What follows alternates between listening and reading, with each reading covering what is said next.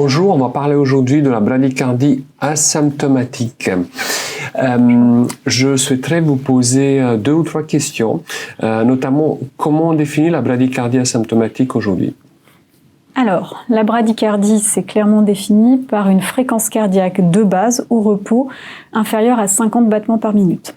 Dans les études épidémiologiques, ça représente à peu près 2% de la population générale.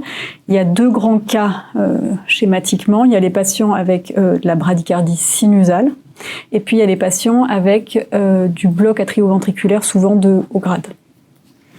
Est-ce qu'il y a un sous-groupe de patients ou des patients typiquement qui font ce type de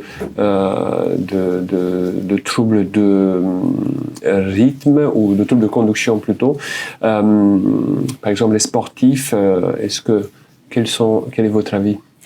Tout à fait. Alors, il y a plusieurs mécanismes physiopathologiques qui peuvent aboutir à une bradycardie sur l'électrocardiogramme de base. C'est en fait l'expression de différentes possibilités de mécanismes. Le premier, c'est l'hypertonie vagale du sportif que vous mentionnez, qui est plutôt de bon pronostic, qui est lié à l'entraînement.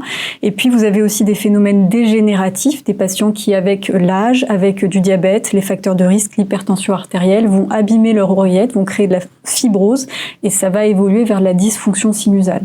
Vous avez aussi des patients avec des cardiomyopathies à minima, qui ont un remodelage canalaire, qui vont aussi avoir une expression sur l'électrocardiogramme par des bradycardies sinusales.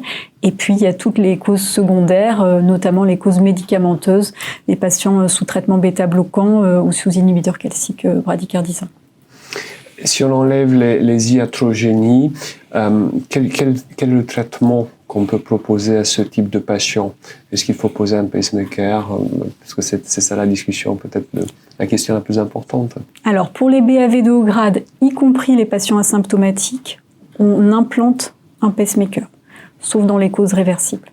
En revanche, pour les dysfonctions sinusales, on n'a jamais démontré le bénéfice chez les patients asymptomatiques à proposer un pacemaker. Donc, on est plutôt sur une abstention thérapeutique et on attend l'événement, c'est-à-dire soit l'insuffisance cardiaque, soit la syncope.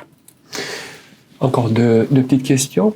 Est-ce qu'il s'agit de la bradycardie asymptomatique diurne ou nocturne, puisqu'il y a quand même des petites différences, et donc je suppose que la bradycardie pendant la journée, elle est expose à un peu plus de risques les patients.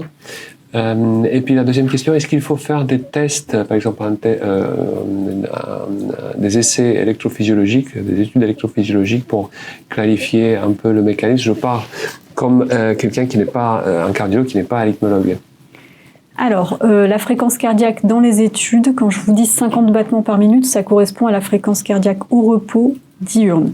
La fréquence cardiaque nocturne, on a une hypertonie vagale naturelle la nuit, on l'étudie un petit peu moins, elle est moins citée dans les études, donc c'est surtout la fréquence cardiaque de jour qui nous intéresse. Pour les patients asymptomatiques, on ne fait pas d'exploration électrophysiologique. Il y a néanmoins des critères, notamment le temps de récupération sinusale, qui semble être prédictif du risque de syncope, mais ça n'est pas recommandé à l'échelle d'une population asymptomatique. Merci beaucoup. Merci à vous.